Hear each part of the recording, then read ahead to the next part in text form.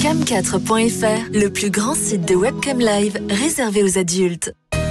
Brigitte Lahaie, Sud Radio, le Love Conseil. Alors, pour essayer d'aider ceux qui nous écoutent à ne pas trop se disputer, j'ai essayé de voir quels étaient les points fondamentaux qui nécessitent un vrai dialogue. Franck Martin, alors j'en ai trouvé quelques-uns, peut-être qu'il m'en manque, donc je vous les passe en revue.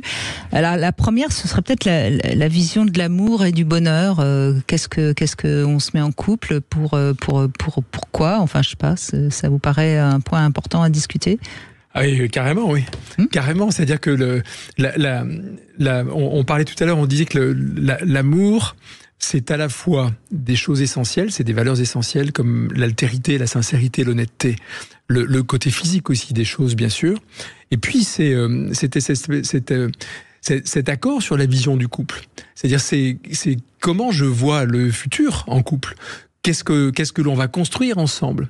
Alors, c'est pas forcément la même vision du bonheur, parce que là aussi, le mot bonheur est tellement délicat à c'est un grand mot à spécifier, à préciser. Pour peu de choses. Voilà. Mais c'est vraiment trouver ces espèces de fondamentaux qui font que déjà l'amour est là. Après, encore une fois, au bout de ces fameux 2-3 ans que l'on passe ensemble, il va bien falloir construire une relation. Et la relation, elle se construit avec tout ce qu'on a déjà dit depuis le début, c'est-à-dire cette capacité d'écoute, cette capacité d'empathie, cette capacité de souplesse relationnelle, oui. Mais etc. On va revenir sur les points fondamentaux. Alors évidemment, dans cette vision de l'amour et du bonheur, il y a la notion, enfin il y a la sexualité, évidemment. Ensuite, avoir quand même des centres d'intérêt communs ou des moments d'agréable à passer ensemble, je suppose. Il faut quand même... Ça c'est le b.a.-ba. Sinon, on passe notre vie chacun de son côté. J'en reviens à Fabienne tout à l'heure, donc avec son copain qui part d'un côté et puis elle de l'autre. Effectivement, si on n'a pas cette possibilité de la rencontre, alors pour le coup, j'allais dire physique, c'est-à-dire les moments passés ensemble, on n'apprend pas du tout à se connaître. La rencontre ne se fait pas. La rencontre, ça dit bien ce que ça veut dire. Des moments agréables passés ensemble. Alors, il y a évidemment la famille et l'éducation des enfants. Quand je dis la famille, c'est les parents, enfin tout ce qui est... Parce que forcément, ça se négocie, ça se discute, je suppose. Alors là, on épouse. C'est vrai que en général, quand on épouse quelqu'un, on épouse aussi sa famille. Alors pour peu que ce soit déjà un couple recomposé, on épouse non seulement la famille, mais on épouse aussi les enfants. Voilà, ça c'est quelque chose de très difficile, sachant que souvent la relation démarre sans les enfants, bien sûr, puisque les choses ne sont pas sûres au démarrage. Et puis petit à petit, quand on commence à passer un petit peu de temps, il y a des pièces rapportées qui s'ajoutent. Exactement, ouais, les pièces rapportées s'ajoutent. Et là, moi je l'ai vécu déjà plusieurs fois.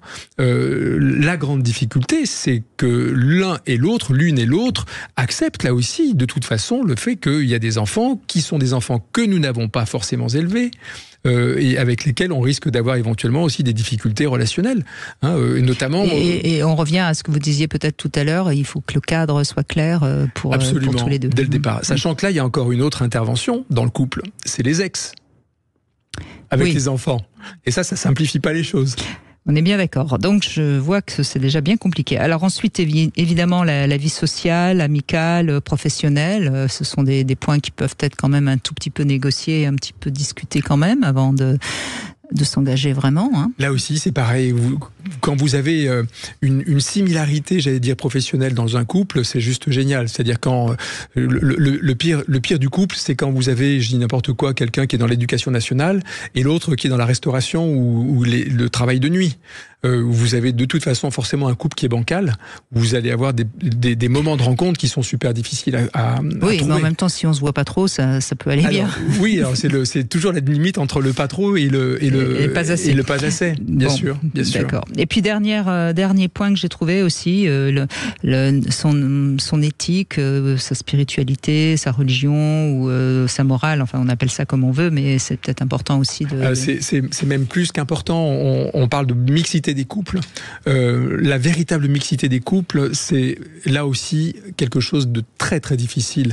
c'est vraiment ça nécessite une véritable ouverture. Quand vous avez des couples qui sont pas trop éloignés sur le plan culturel, ça va toujours, mais vous avez des couples mixtes, d'un côté quelqu'un qui est très axé sur sa religion musulmane et qui va être vraiment très rigoriste, quelqu'un qui peut être d'un autre côté beaucoup plus souple ou au contraire peut-être aussi rigoriste dans sa religion éventuellement catholique.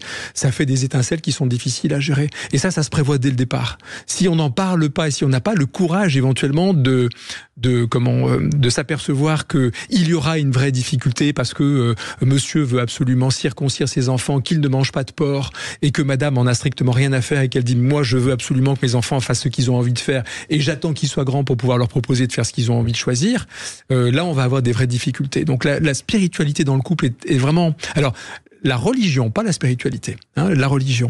La spiritualité, c'est une autre affaire. Je sépare bien les deux parce qu'on peut avoir des gens qui sont très religieux, quelle que soit l'obédience, voilà. Et vous pouvez avoir aussi des gens qui sont... Parfois, je me rends compte, moi je rencontre des couples avec une personne qui elle, est plutôt perchée, avec une véritable spiritualité très forte, et puis quelqu'un qui au contraire est très très à terre. Alors ça peut marcher, mais c'est souvent délicat, c'est un déséquilibre de la même manière. Voilà. Est-ce que vous voyez d'autres points que j'aurais oubliés Non, après ce qu'on disait, l'essentiel c'est vraiment, et c'est toujours pareil, c'est la relation prime sur le contenu, quoi. C'est toujours pareil. Donc le contenu c'est l'amour, la relation c'est les discussions, c'est justement cette capacité à prendre l'autre, à prendre ce temps, à aller à contre-courant de choses qui effectivement sont difficiles à entendre mais qui sont essentielles dans le couple. Cette capacité qu'on doit avoir et développer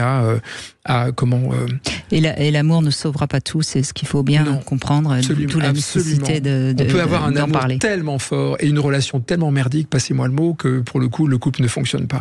Et il y a aussi autre chose, c'est que là aussi la religion est fortement influente sur notre relation de couple. Dans la religion catholique entre autres, le couple est fait pour durer.